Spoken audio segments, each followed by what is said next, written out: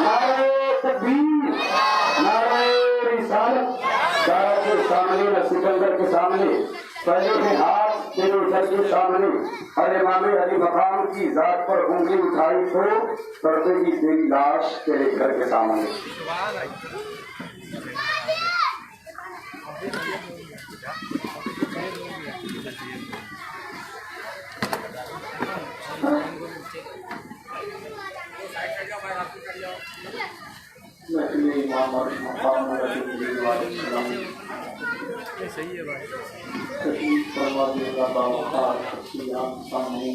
اب یہاں سے اس کا بیلنس نہیں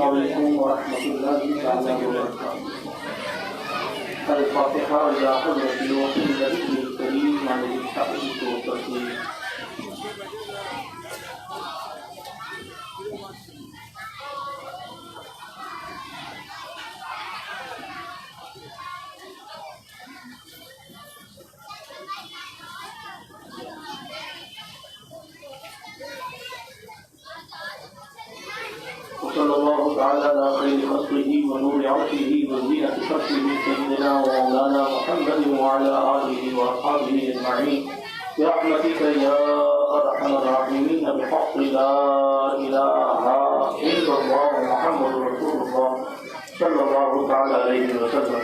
الحمد لله منشئ الخلق من عدم ثم الصلاة على المختار في القدم عن تذكر جيران ذي سلم وسلم عن جرام مقلة بدم. مولاي صل وسلم دائما ابدا على حبيبك خير الخلق كلهم محمد سيد الكونين والثقلين والفريقين من عرض ومن عدم. هو الحبيب الذي ترجى شفاعته لكل هول من الاهوال المقتحم. ثم الرضا عن ابي بكر وعن عمر وعن علي وعن عثمان بالكرم والآل والصحابة ثم التابعين لهم أهل التقى والنقى والحلم والكرم.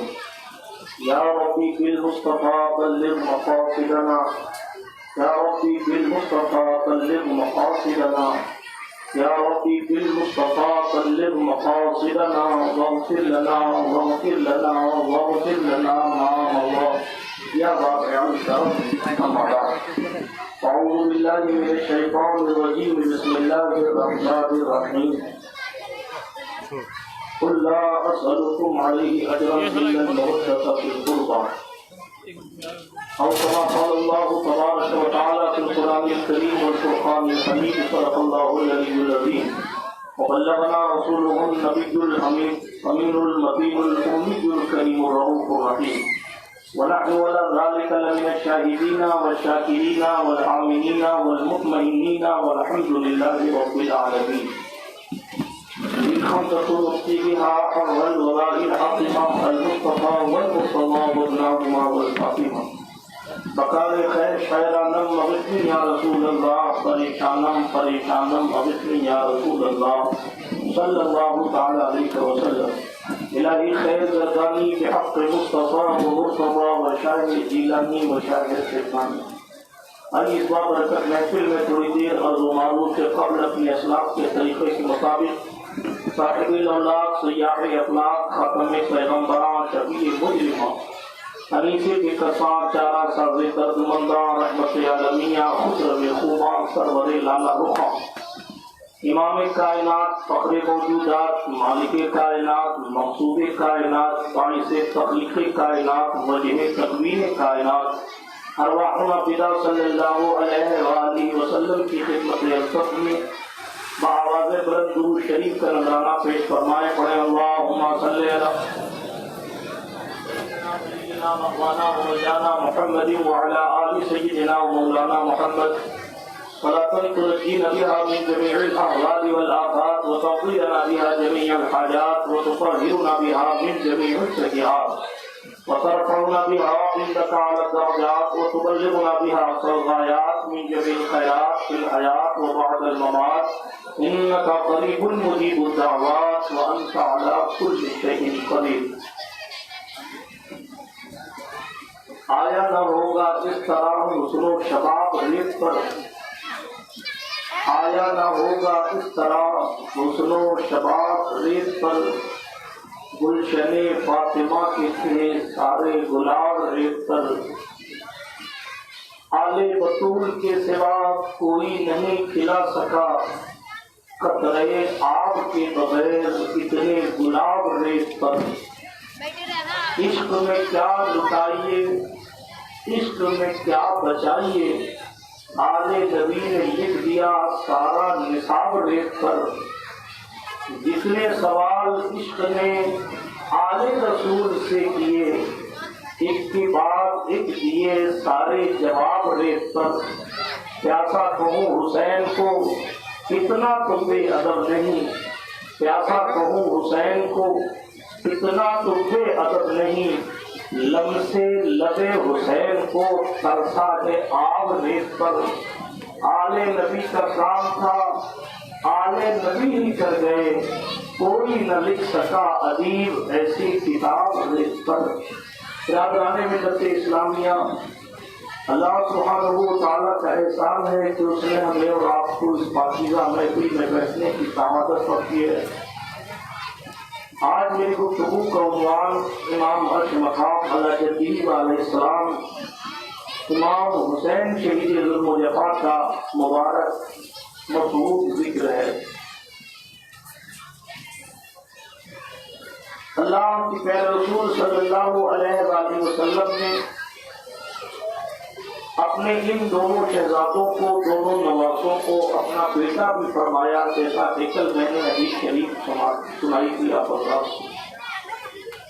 حضور علیہ السلام نے فرمایا یہ دونوں جنت کے پھول ہیں جو اللہ رب العزت نے مجھے عطا فرمایا ہے۔ حضرت امام حسین ایک ایسی ذات ہے کہ حسین نام لیتے ہی ساری توجہ ادھر ادھر سے ہٹ کر حسین نام لینے والے کی طرف چلی جاتی ہے۔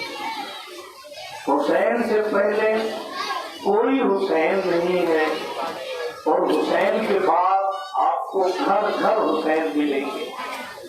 حسین سے پہلے کوئی حسین نہیں ہے، اور حسین کے بعد گھر گھر میں حسین ہے۔ مصطفیٰ کریم کا یہ نواسہ وہ ہے کہ جس کی تعریف و توصیف صرف اہل سنت یا اہل تشیع نہیں بلکہ خود غیر مسلم بھی اگر کسی کی آئیڈیالوجی کو فالو کرتے ہیں اور سرکار امام عرش مقام کی باتوں کو آگے بڑھاتے ہیں تو یہ بھی تعجب کی بات نہیں ہے۔ بہت سے نان مسلم شعراء نے امام عرش مقام کی بارگاہ میں شاعری پیش کی ہے، ان کے لیے اشعار کہے ہیں، ان کو بیان کرنے کا ظاہر ہے کہ یہ نہ موقع ہے نہ وقت ہے۔ تیزی کے ساتھ میں اپنی گفتگو کو آگے بڑھاتا ہوں۔ آپ نے نواسوں کے حوالے سے چند روایات کل سماعت فرمائی تھی کہ وہ صرف نواسے نہیں بلکہ بیٹے بھی ہیں، اور قیامت تک حسن حسین کی اولاد ہی کو اولاد رسول کہا جاتا ہے، آل رسول کہا جاتا ہے۔ یہ دو شہزادے ہیں، ایک کا نام حسن ہے، دوسرے کا نام حسین ہے۔ کل آپ نے سرکار امام حسن مجتبیٰ کے حوالے سے گفتگو سماعت فرمائی۔ میرے آپ کے پیغمبر نے سرکار امام حسین کے حوالے سے ارشاد فرمایا، سنو لوگوں، حسین منی وانا من الحسین، کہ حسین مجھ سے ہے اور میں حسین سے ہوں۔ اللہ کے رسول نے فرمایا، اسی حدیث کا اگلا جملہ ہے، احب اللہ من احب حسین، اللہ اسے محبوب بنا لیتا ہے کہ حسین سے محبت کرتا ہے۔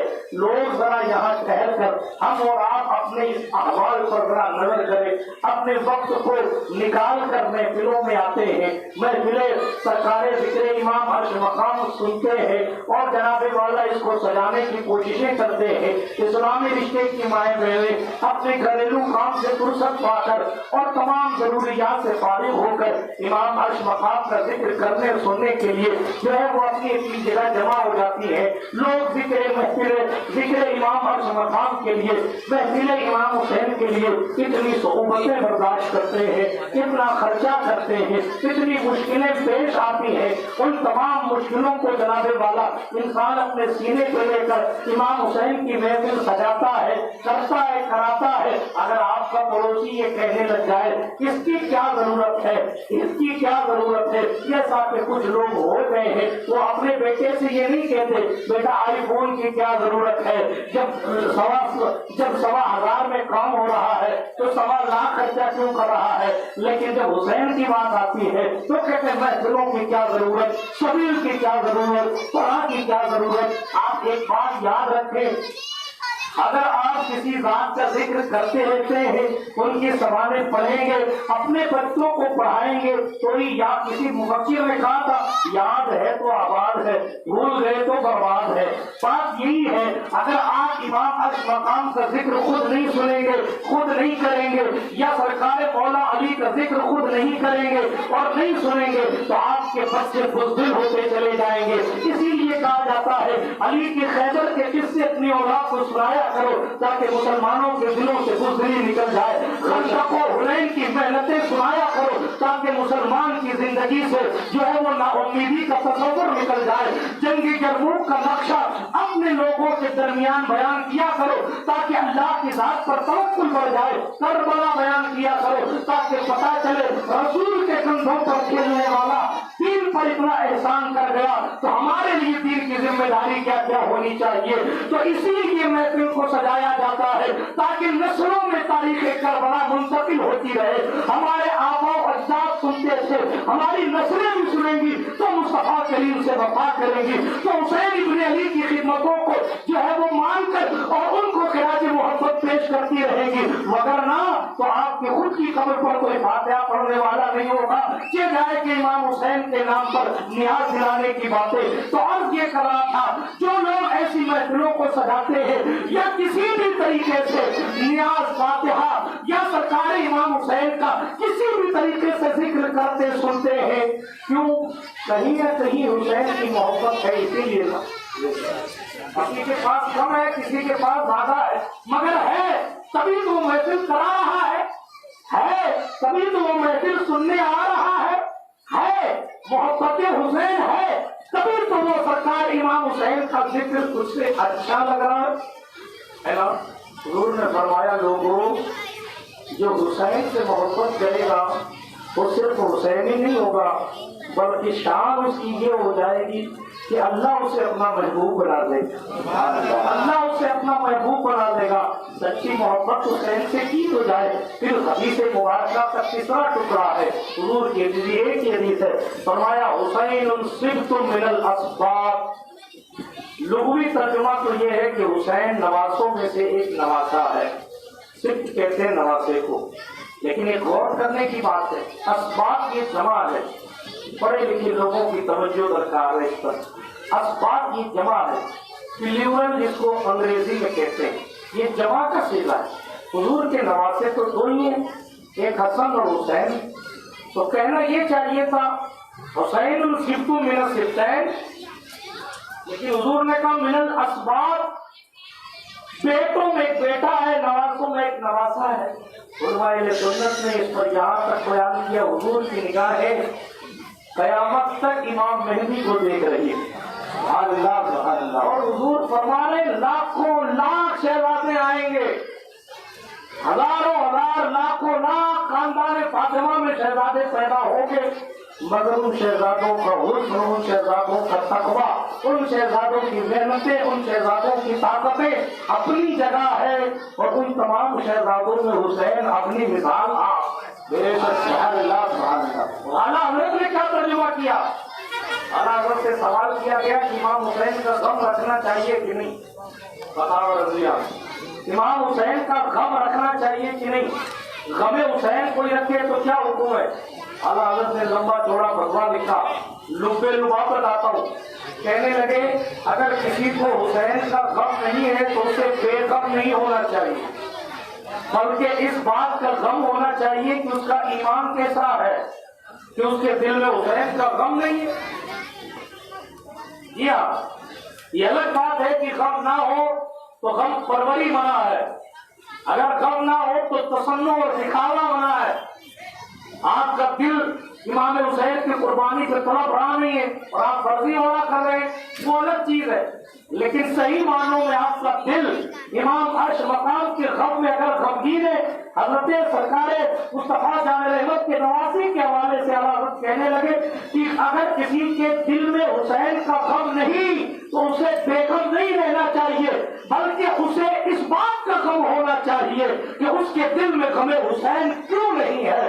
اور اسی حدیث کا ترجمہ کرتے کرتے بڑی پیاری بات دیکھی، عالم ہے نا، عالم ہی نہیں بلکہ اماموں کے علماء کے امام ہے، تو کہنے لگے پوائنٹ کی بات، حضور نے فرمایا حسین منی وانا من الحسین، یہاں بھی 2 بار حسین استعمال ہوا۔ پھر حضور نے کہا احب اللہ من احب حسینا، یہاں بھی حسین استعمال ہوا۔ پھر کہا حسین صفت من الاسباط، بھی حسین استعمال ہوا۔ اعلیٰ حضرت کہتے ہیں نام حسین سے، توجہ، نام حسین سے حضور کو بڑا پیار ہے۔ اللہ ورنہ عربی کا استعمال تو یوں بھی ہو سکتا تھا، یوں بھی ہو سکتا تھا کہ حسین منی وانا منہ،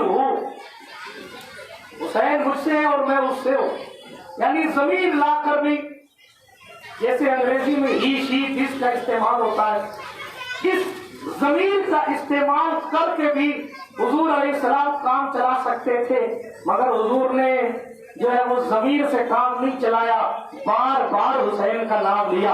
حضور یہ کہہ سکتے تھے حسین منی وانا منہ، حضور یہ کہہ سکتے تھے وہ صرف من الاسباط، حضور یہ کہہ سکتے تھے احب اللہ من احبہ، جو اس سے محبت کرے اللہ اس کو محبوب بنا لے، لیکن اس کو حضور نے نہیں کہا، بار بار حسین کا نام لیا گیا۔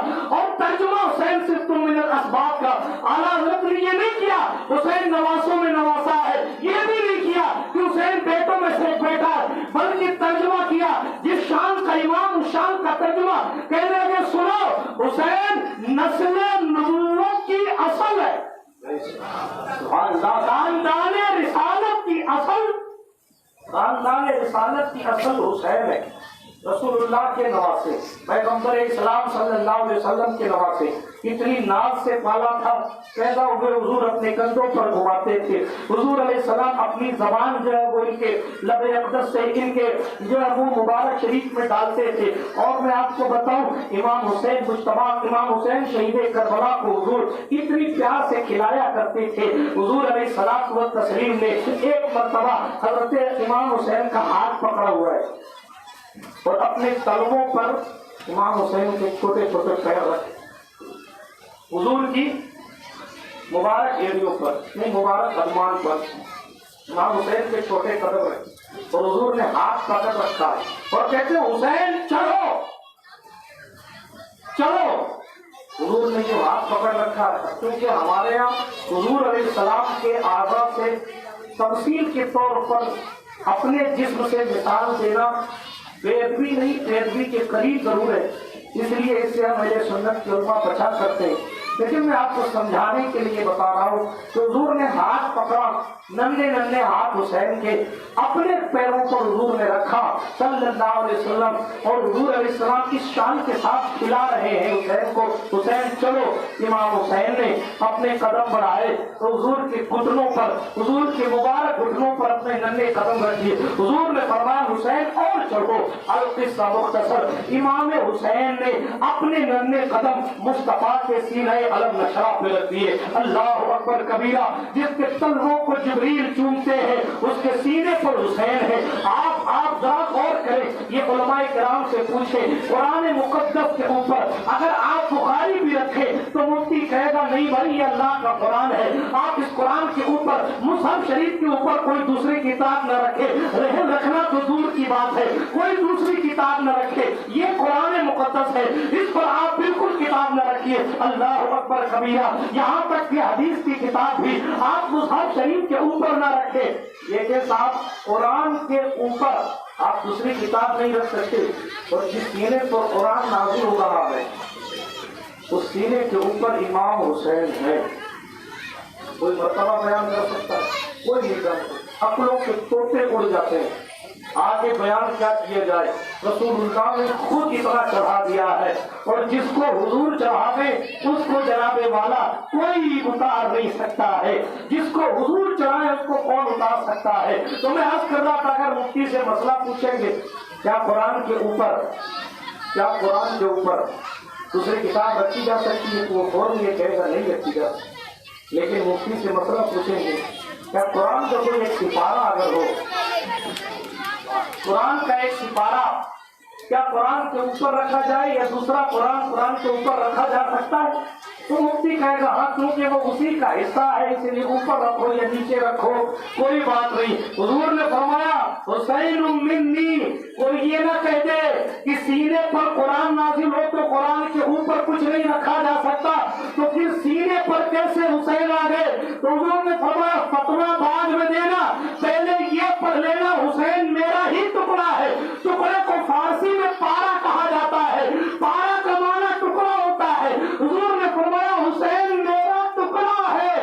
یہ بعد میں دیکھنا کہ قرآن کے اوپر دوسری کتاب نہیں رکھی جاتی، پارا ضرور رکھا جاتا ہے. یہی آ کر یہاں بھی دیکھ لینا کہ مصطفیٰ کے تلووں پر کوئی اور کچھ نہیں رکھ سکتا مگر چونکہ حسین میرا ہی پارا ہے تو قرآن پر پارے کو رکھا جاتا ہے. سبحان اللہ سبحان اللہ. حسین مجھ سے، میں حسین سے ہوں. یہ سرکار امام عرش مقام ہے. یہ حضور کا کھلانے کا انداز. کشف المحجوب میں داتا علی حجویری نے لکھا حضور نے امام حسین کو اپنی پشت انور پر چڑھایا اور حضور نے اپنے دست کرم کو زمین پر رکھا، اپنے گھٹنوں کو زمین پر رکھا اور اپنی پیٹھ پر حضرت امام حسین کو چڑھایا. میں کشف المحجوب کیوں لے کر آیا ہوں؟ اس لیے کہ داتا صاحب کے الفاظ کچھ الگ ہیں اور داتا صاحب نے جہاں تک بھی لکھا ہے. کون ہے یہ داتا علی حجویری جن کے مزار پر خواجہ معین الدین اجمیری بیٹھ کر 40 دن تک چلا کرتے ہیں. اس سرکار کو حضرت علی بن عثمان حجویری کے نام سے داتا گنج بخش لاہوری کے نام سے جانا جاتا ہے. گنج بخش فیض عالم مظہر نور خدا ناقصارہ پیر کاملانہ رہنما جس کی منقبت غریب نواز لکھتے ہیں وہ داتا لاہوری ہے اور حسین وہ ہے بڑے بڑے لوگ جس کی منقبت خود پڑھا کرتے ہیں. داتا صاحب نے روایت میں کیا لکھا ہے؟ لکھا یہ کہ حضور نے ایک ڈوری اپنے منہ شریف میں ڈالی حضور نے کیونکہ حسین بیٹے کے پشت پر. تو کہا آپ کے گھوڑے کی تو لگام ہوتی ہے، میرے گھوڑے کی لگام کہاں ہے؟ آپ کے گھوڑے کی تو لگام ہوتی ہے. حضور نے پیٹھ پر بٹھایا بیٹا یہ تیرا گھوڑا، یہ تیری سواری. اللہ اکبر. ایک بات اب سنوں، حضور کی سواری سے افضل حسین کی سواری. جملہ بھاری مگر غور کیجیے.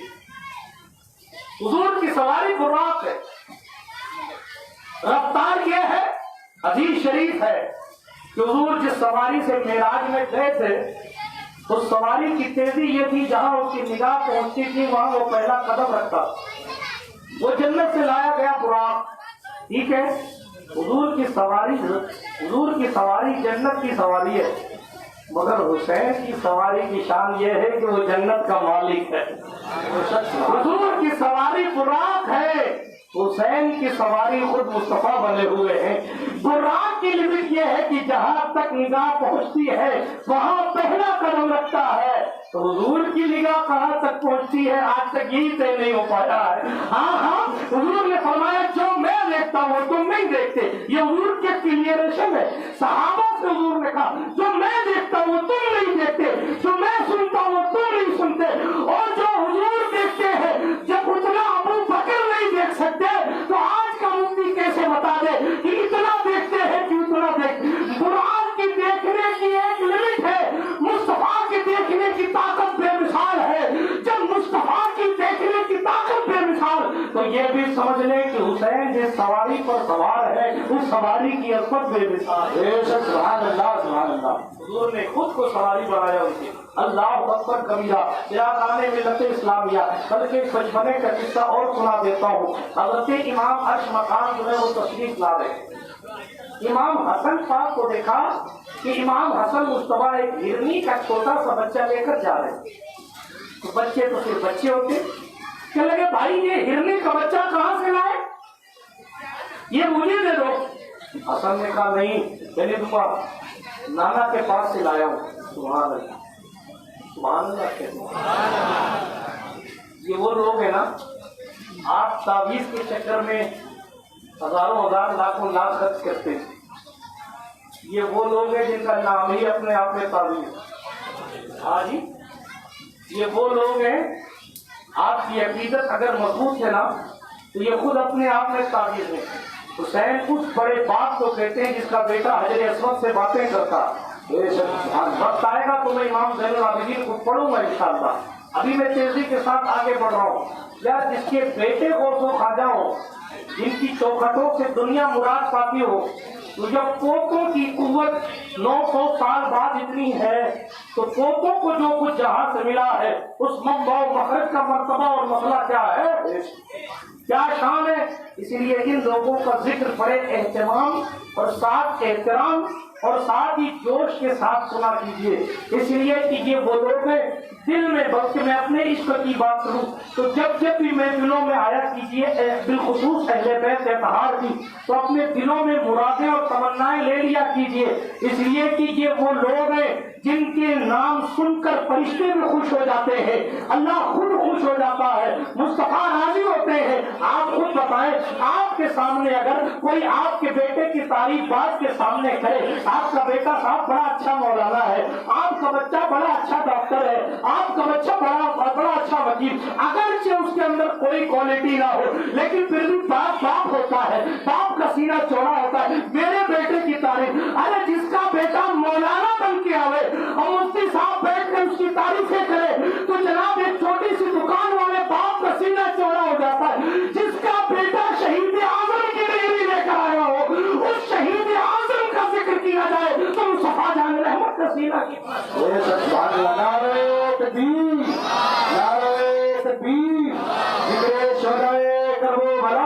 کسی کوالٹی کی اگر کوئی آ جائے اور اس کی تعریف دادا کے سامنے باپ کے سامنے کی جائے تو باپ خوش ہوتا ہے کہ میرے بیٹے پوتے کی تعریف ہو رہی ہے.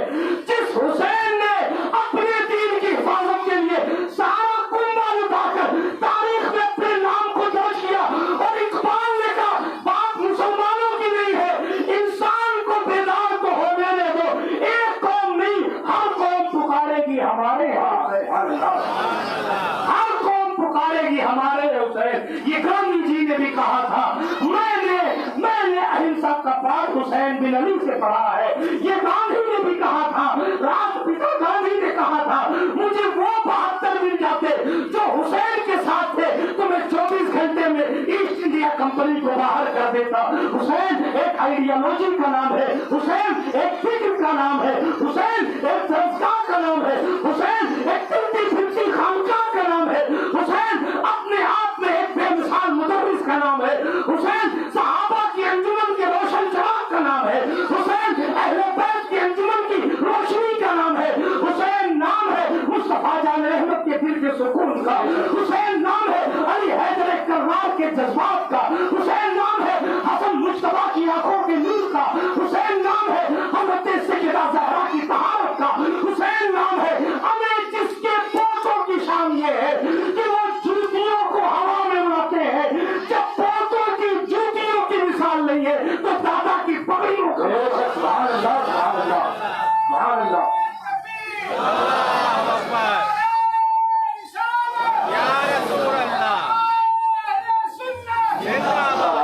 برادران ملت اسلامیہ، رسول پاک علیہ الصلوۃ والتسلیم کی محفل ہے. حضرت امام حسین امام حسن سے پوچھتے ہیں بھائی یہ ہرنی کا بچہ کہاں سے لائے؟ نانا کے پاس سے لائے. مجھے بھی چاہیے، جاؤ نانا سے لے لو. حسین پاک نیلے میں قدموں سے دوڑتے ہوئے آپ دیکھیں، آپ مسئلہ آپ کو پتا ہوگا. آپ دیکھتے ہیں آپ کی مسجد بڑی مسجد، بڑی مسجد، کوئی بھی بچہ کسی بھی سیٹ صاحب کا ہو، کسی بھی مفتی صاحب کا ہو، آگے نہیں جاتا. کسی بچے کو آپ نے پہلے ساتھ میں کھڑا ہوا دیکھا؟ کبھی ہوا ایسا کہ حالت جماعت میں مفتی صاحب بھی کہتے ہیں یہ صدر صاحب ہے ان کا بچہ لانے دو؟ ٹھیک ہے، مگر کیا صحابہ تھے اور کیا ان کا عشق تھا؟ حسین اگر آ گئے ہیں، حسین اگر آ گئے ہیں تو ابو ہریرہ ہاتھ پکڑ کے یہ نہیں کہتے کہ یہیں رک جاؤ، جیسے سب بچے پیچھے کھڑے ہوئے تھے تم بھی پیچھے کھڑے رہو۔ عمر بن خطاب ہاتھ پکڑ کے یہ نہیں کہتے کہ جیسے سارے بچے پیچھے کھڑے ویسے تم بھی یہیں کھڑے رہو۔ صداقت کا تاجدار نہیں کہتا کہ میں جانشین ہوں، میں یہاں کھڑا رہوں گا، حسین تم پیچھے کھڑے رہو، بلکہ حسین اگر آ جائیں تو راستہ دے دیا جاتا ہے حضور تک پہنچنے کا، حضور تک پہنچنے کا راستہ دے دیا جاتا ہے۔ کوئی کتنا بھی بڑا ہو اس کا بیٹا آگے نہیں بھیجا جاتا، مگر حسین یا حسن محفل میں آ جائے، حسین یا حسن مسجد میں آ جائے تو آگے بھیج دیا جاتا ہے۔ صحابہ کا مسلک یہ ہے سب کے بچے اور ہیں زہرا کے شہزادے اور سب کے بچوں کا معاملہ اور ہے زہرا کے بیٹوں کا معاملہ، اسی لیے آگے بڑھا دیا جاتا ہے۔ تو میرے آج بات دوسری طرف نہ نکل جائے، حضرت امام حسین جو ہے وہ اپنے نانا کی محفل میں پہنچے، رسول پاک کی خدمت اقدس میں پہنچے، رحمت للعالمین کی چوکٹ پہ پہنچے، یا رسول اللہ مجھے بھی ہرنی کا بچہ چاہیے۔ حسن لے گئے، میں بھی، مجھے بھی چاہیے۔ حضور سرکار رسول پاک صلی اللہ علیہ وسلم نے ارشاد فرمایا حسین ایک تھا، حسن لے گئے۔ کوئی صحابی لے کے آئے جو انہوں نے حضور کو تحفہ کیا، کہا ایک تھا وہ حسن لے گئے، دوسرا کہاں سے لا؟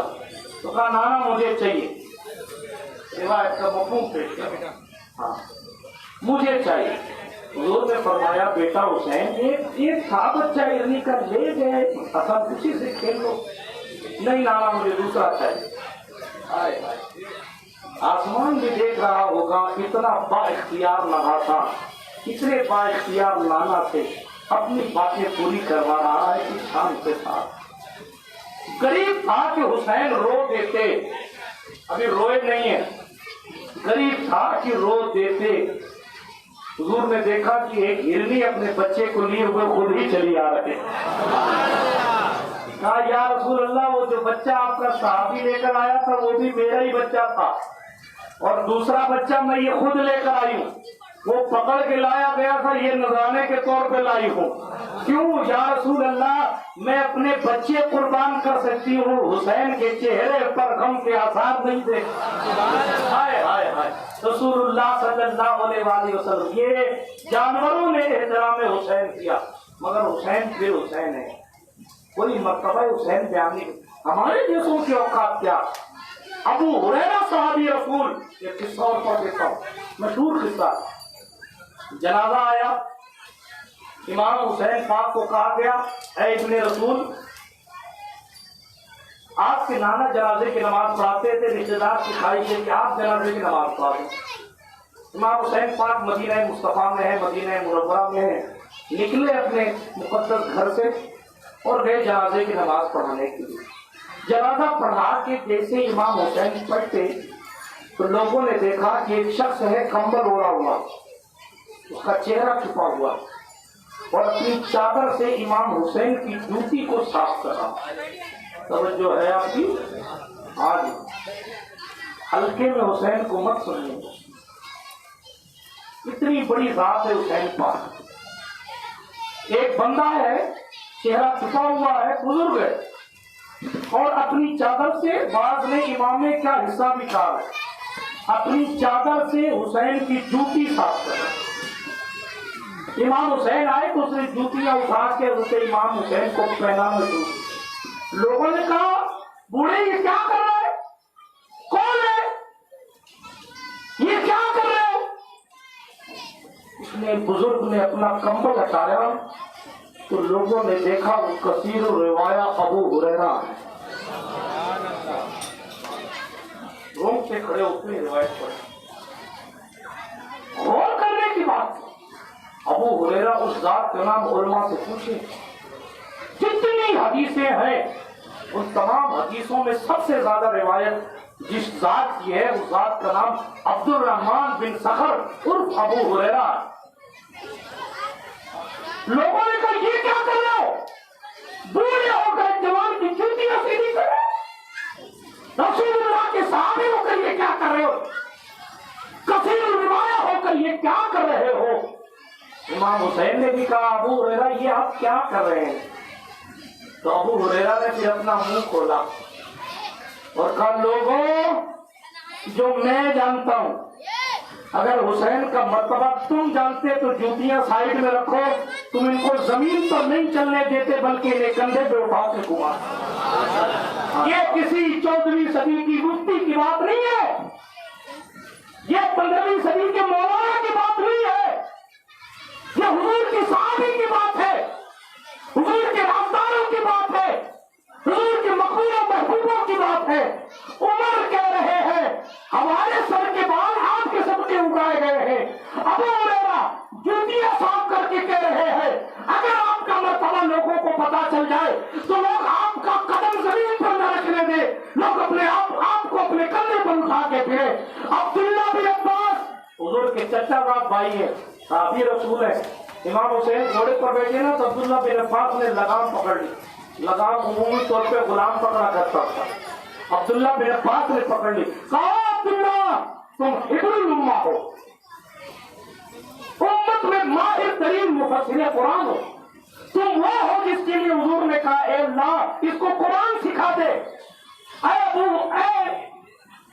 ابن عباس تم حضور کے چچا کے بیٹے بھائی ہو، عباس بن عبد المطلب کے بیٹے ہو، اتنے بڑے صحابی ہو، اتنے بڑے عالم ہو، تم حسین کے گھوڑے کی لگام پکڑے ہو۔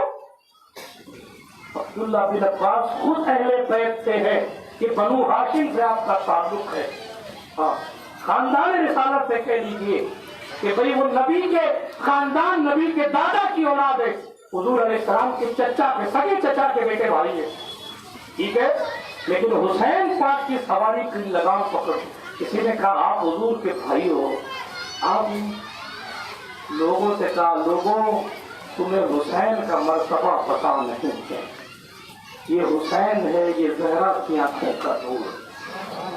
آپ سوچیں جس کی تقریر صحابہ شان کے ساتھ کرتے تھے، اس کی عزت و عظمت اور مرتبے کو کوئی ہے جو کہہ دے میں نے کما حق کو بیان کر دیا؟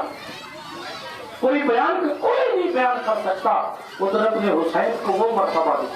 اور آگے بولو یہ کیوں کرتے تھے صحابہ؟ کیونکہ وہ جانتے تھے حضور کی رضامندی اسی میں ہے۔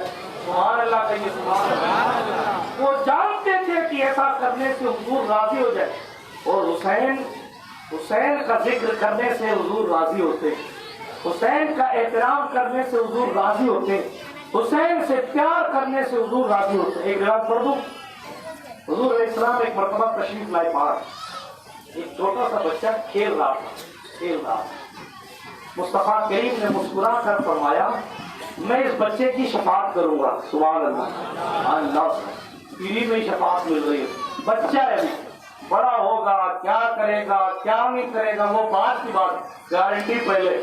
لوگ کہتے ہیں حضور کے پاس پاور نہیں، ہمیں حضور کے پاس حضور کے جتنا مخلوق میں کسی کو پاور نہیں، مخلوق میں حضور کے جتنا کسی کو پاور ہے ہی نہیں۔ اللہ نے اتنا اختیار انہیں عطا کیا کیونکہ محبوب ہے۔ تو اب کیا کرا تھا تیزی کے ساتھ سن لیجیے، پیغمبر اسلام صلی اللہ علیہ وسلم نے فرمایا میں اس بچے کی شفاعت کروں گا۔ صحابہ تعجب میں یہ بچہ ہے ابھی اس کی شفاعت کا ذمہ حضور لے رہے۔ حضور نے فرمایا صرف اس کی نہیں اس کے ماں باپ کی بھی شفاعت کروں گا۔ صحابہ اور تعجب میں یا اللہ ایسا کیا کر دیا، ایسا کیا کر دیا کہ حضور بشارت پہ بشارت دے رہے ہیں، ضمانت پر ضمانت دے رہے ہیں۔ ایک نے پوچھا یا رسول اللہ اس بچے سے آپ اتنے راضی کیسے ہیں کہ آپ اس کو بھی بخشوانے کی بات کر رہے ہیں اور اس کے ماں باپ کو بھی بخشوانے کی بات کر رہے ہیں؟ اب سنیے مدد پورا والو سنو، میرے اور آپ کے پیغمبر نے ارشاد فرمایا میں جب ابھی آ رہا تھا تو میں نے دیکھا یہ حسین کے ساتھ کھیل رہا تھا۔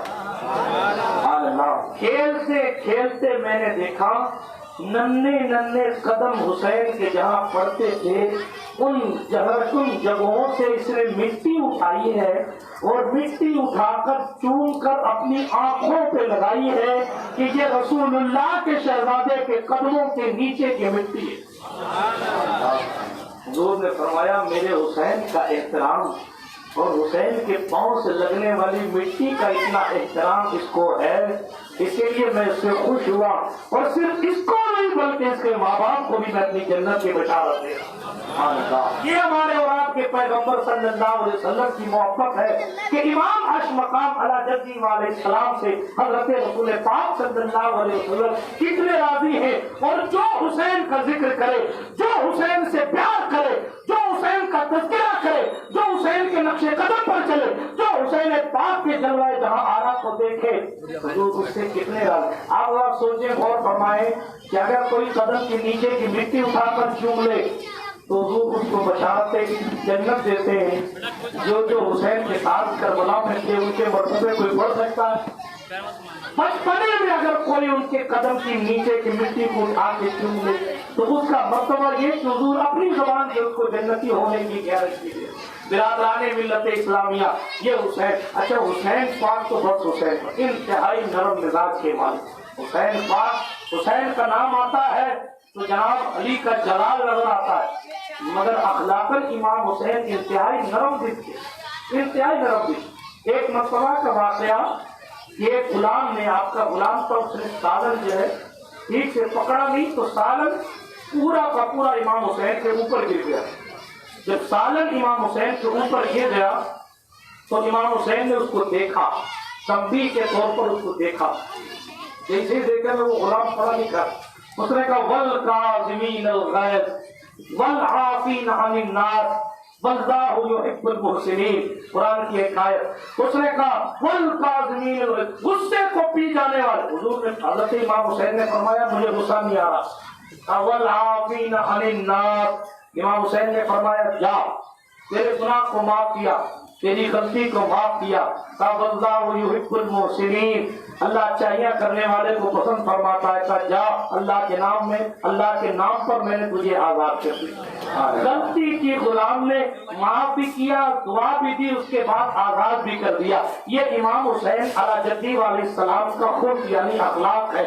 حضرت امام عرش مقام ایک مرتبہ راستے سے تشریف لے جا رہے تھے، راستے سے تشریف لے جا رہے تھے، چند فقراء بیٹھے تھے، یعنی فقراء مطلب زمین پر بیٹھ کر کھانے والے لوگ تھے، زمین پر بیٹھ کر کھانے والے۔ ہمارے یہاں بالخصوص ہو سکتا ہے آپ کے شہر میں یہ کنڈیشن زیادہ ہو، ہر 4 پیسے والا اپنے نیچے والے کو حقارت کی نگاہ سے دیکھتا ہے، مگر میں آپ سے گزارش کروں گا کبھی بھی اس منزل پر مت آئیے گا۔ آپ جہاں ہیں وہاں خدا کا شکر ادا کیجئے، مگر اپنے نیچے والے کو کبھی بری نظر سے مت دیکھنا، کبھی ہلکی نظر سے مت دیکھنا، کبھی حقارت کی نظر سے مت دیکھنا، ورنہ تاریخ نے دیکھا ہے کہ بادشاہ فقیر ہو گئے ہیں اور فقیر بادشاہ ہو گئے ہیں، اتہاس گواہ ہے۔ یہ بھی ایک مفصل موضوع ہے، اس طرف نہیں جاتا، لیکن اتنا ضرور عرض کروں گا کبھی کسی غریب کو حقیر مت سمجھنا، غریبی کوئی جرم نہیں ہے، عیاشی جرم ہے۔ غریبی کوئی جرم نہیں ہے، بے نمازی ہونا جرم ہے۔ غریبی کوئی جرم نہیں ہے، حرام کا پیسہ کمانا جرم ہے۔ غریبی کوئی جرم نہیں ہے، غریبی کوئی بری بات نہیں ہے۔ حرام کا مال کمانا، IPL سے سٹے لگانا جرم ہے۔ غریبوں کو نہ دیکھو، اے غریبوں کو حقارت سے نہ دیکھو، اے امیرو تم، غریبی ہم نے پائی ہے رسول اللہ کے گھر سے۔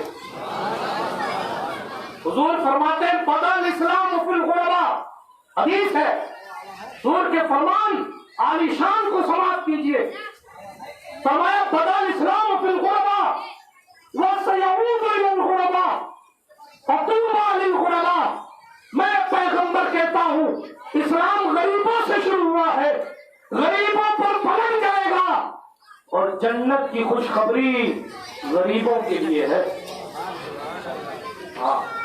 ہر دوسرا بندہ بلکہ کم و بیش ہر بندہ امیر ہونے کا سپنا رکھتا ہے، مقبول ہونے کا سپنا نہیں رکھتا، پیسے والا ہونے کی نیت چاہتا ہے، لیکن یہ نہیں سوچتا کہ صاحب کروڑوں روپیہ رکھ کے بھی لوگ ایک ایسے لوگ جو کئی 100 وینٹیلیٹر صدقہ کر سکتے تھے، 2 منٹ کے لیے وینٹیلیٹر تلاش کرتے کرتے اس دنیا سے چلے گئے کورونا کے دنوں۔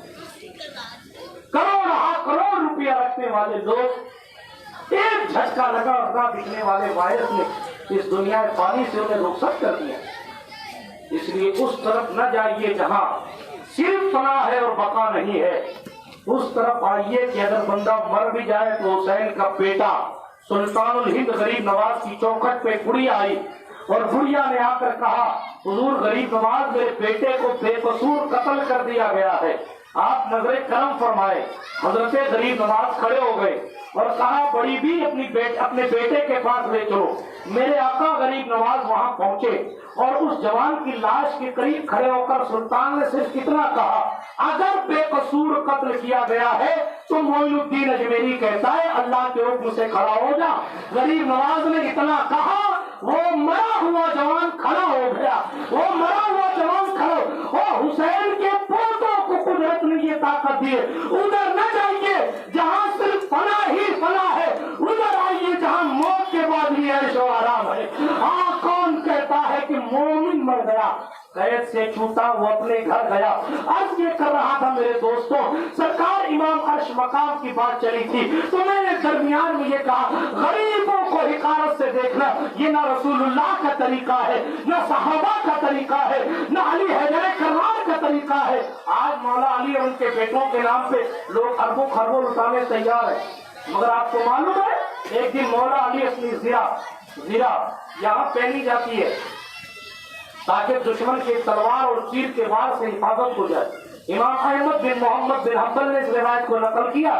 اپنی زیرہ لے کر حضرت مولا علی پہنچ گئے ایک بار بازار میں, کہنے لگے لوگوں یہ میری وہ زیرہ ہے جس سے میں نے احد میں جنگ کی ہے, میں نے بدر میں جنگ کی ہے, میں نے خندق میں جنگ کی ہے. خالی کس لیے اس کو بازار میں لائے؟ اس کو بیچنے کے لیے بازار میں. توجہ رکھیے گا, بالکل ادھر ادھر توجہ نہ جائے. سرکار مولا علی اپنی زیرہ بیچنے کے لیے آ گئے. پیر صاحب اگر کسی رسالے پہ دستخط کر دیں 50 روپے کی کتاب 5000 میں بکتی ہے کہ پیر صاحب کے دستخط سے آپ کا عشق ہے, میں رد نہیں کر رہا, لیکن آپ ذرا سوچیں جسے علی نے خود پہنا ہو اس زیرہ کی قیمت کوئی لگا سکتا؟ کسی نے کہا اے علی اتنی قیمتی زیرہ, اسلام کی تاریخ لکھی ہے آپ نے اس زیرہ کو پہن کر اس کو بیچنے آ گئے. سنیں حضرت مولا علی فرمانے لگے اگر میرے پاس تہبند خریدنے کا پیسہ ہوتا تو میں اپنی زیرہ بیچنے کے لیے نہیں آتا. آپ کیا سمجھتا ہے یعنی آپ اسی کی پوچھے جس کے پاس پیسہ ہے. اگر ایسا ہوتا تو پھر حسین کو کون پوچھتا؟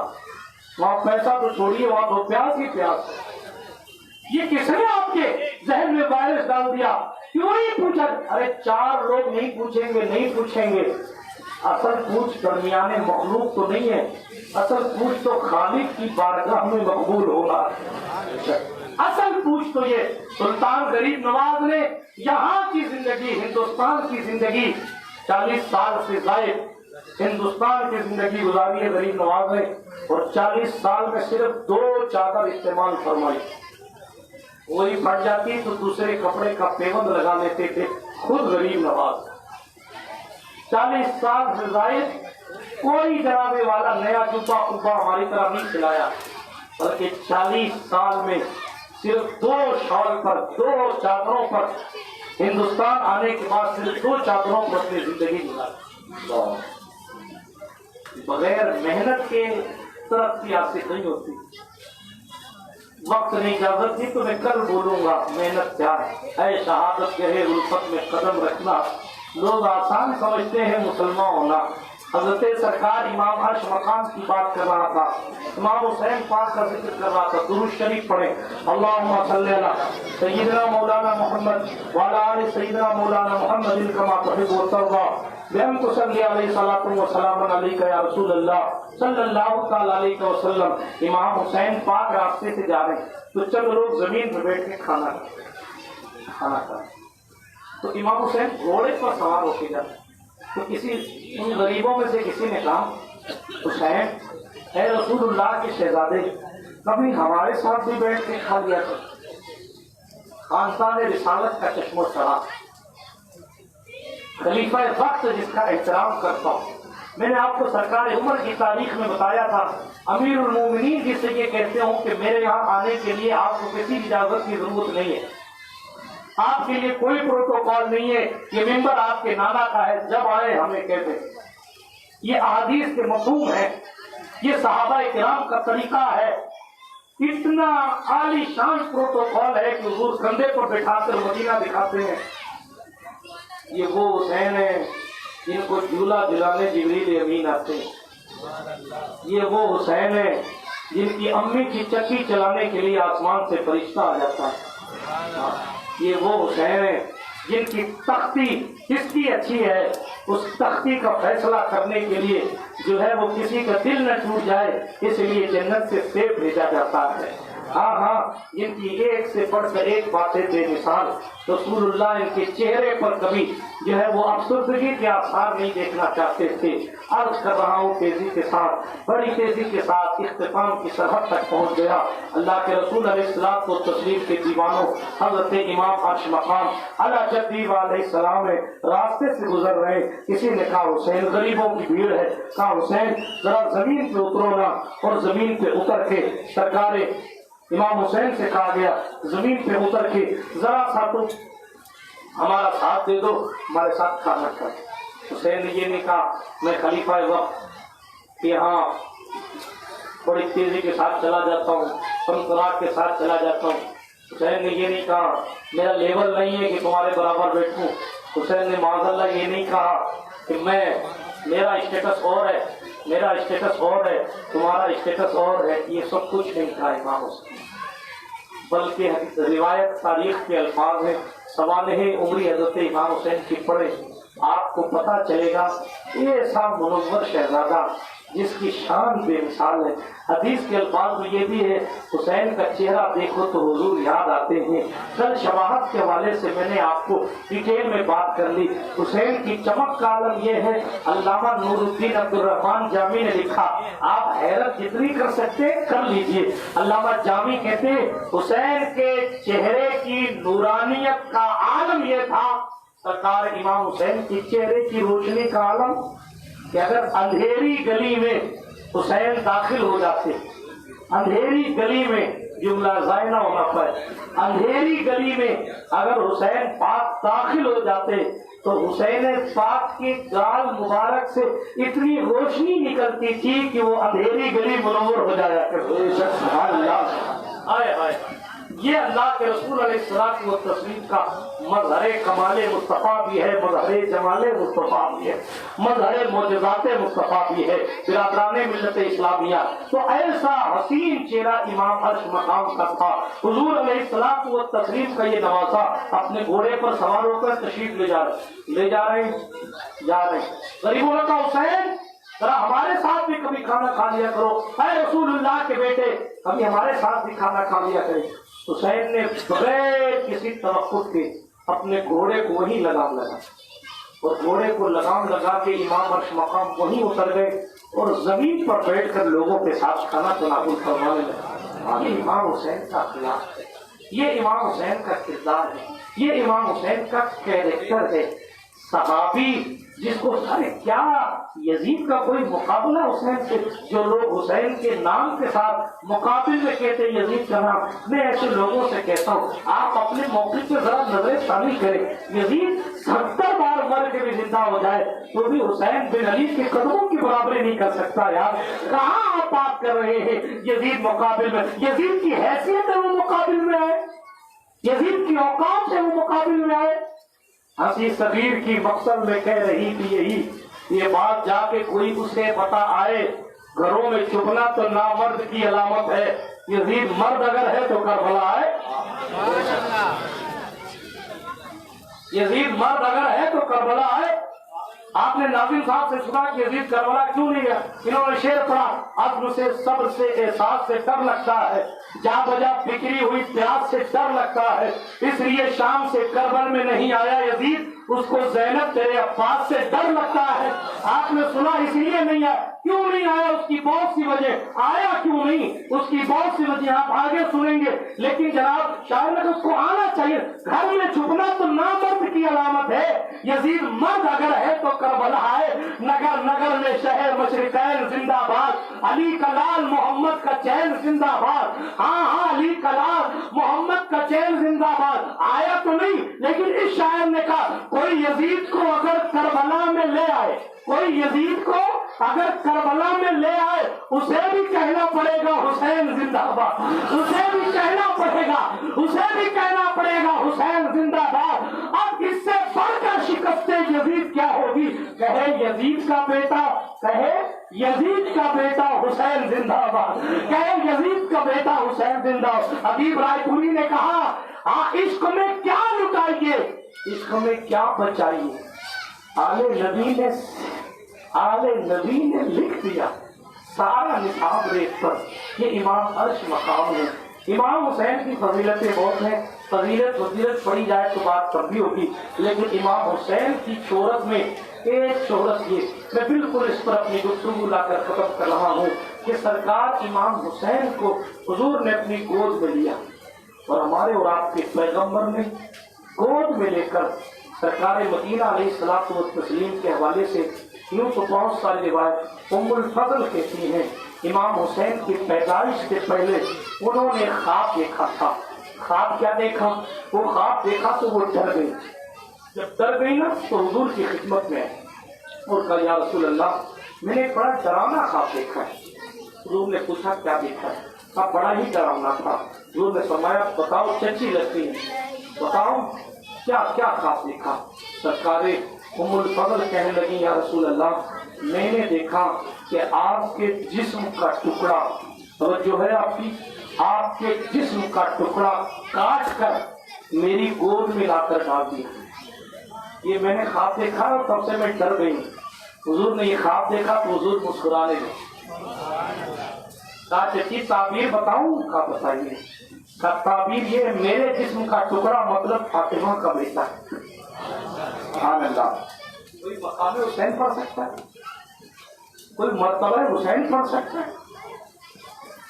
क्या है इस ख्वाब में, हुजूर के जिस्म का टुकड़ा, इसके कलमों से अगर मिट्टी लगे, मिट्टी हुजूर बार बार आ जा रहे हैं अपने कमरे से मिंबर, मिंबर से कमरा, कमरे से मिंबर, कमरे से मिंबर, मिंबर से कमरा, और फिर फरमा रहे जो कुछ मेरे हुजरे और मेरे मिंबर के दरमियान है वो जन्नत की क्यारियों में से एक क्यारी है। तो मेरे आज जिसके कदमों से टच हो जाने पर ये मसले मिलते हैं, तो उस हुसैन आजम की बात में कर रहा हूँ जिनके पैदा होने से पहले ख्वाब देखा उम्मुल फजल ने और कहा कि आपके जिस्म का टुकड़ा काट कर मेरी गोद में डाल दिया गया। मेरे पैगंबर ने फरमाया कि डरने की बात नहीं है, ये तो खुशखबरी है, अल्लाह फातिमा को बेटा देगा और उसको दूध पिलाने के लिए आपकी गोद में रखा जाएगा। ये इस ख्वाब की ताबीर है। फिर कहती है हुसैन पैदा हुए और दूध नोश करने के लिए हजरत उम्मुल फजल की गोद में, हुजूर की चच्ची की गोद में उन्हें दिया गया। यही उम्मुल फजल रिवायत करती हैं एक दिन हुजूर अपनी गोद में हुसैन को लेके बैठे थे और पैगंबर इस्लाम की आंखों में आंसू जारी थे। हुजूर की आंखों में आंसू हैं, हुजूर अलैहिस्सलाम की आंखों में आंसू हैं। उम्मुल फजल ने पूछा या रसूल अल्लाह रोते क्यों हैं? तो मेरे आपके पैगंबर सल्लल्लाहु अलैहि वसल्लम ने इरशाद फरमाया मेरे पास एक फरिश्ता आया और उसने कहा है कि आपके हुसैन को आपकी उम्मत कत्ल कर देगी। ये हुजूर अलैहिस्सलातु व तस्लीम ने हुसैन की शहादत का तज़किरा पढ़ा। कल इंशाअल्लाह यहीं से मैं अपनी गुफ्तगू को शुरू करूँगा। अल्लाह पाक हमें और आपको इमाम अर्श मकाम से सच्ची अक़ीदत की शहादत अता फरमाए। जो कुछ बयान हुआ उसमें जो कुछ शरई तौर पर गलतियाँ रह गई हों अपने रब की बारगाह में रुजू करता हूँ। अस्तग़फिरुल्लाह ताला रब्बी मिन कुल्लि ज़ंबिन व अतूबु इलैहि। अशहदु अल्ला इलाहा इल्लल्लाह वहदहु ला शरीका लहु व अशहदु अन्ना सय्यदना मुहम्मदन अब्दुहु व रसूलुहु। सुब्हानक ला इल्म लना इल्ला मा अल्लमतना इन्नका अंतल अलीमुल हकीम। व आखिरु दअवाना अल्हम्दुलिल्लाहि रब्बिल आलमीन। अस्सलामु अलैकुम व रहमतुल्लाहि व बरकातुहू।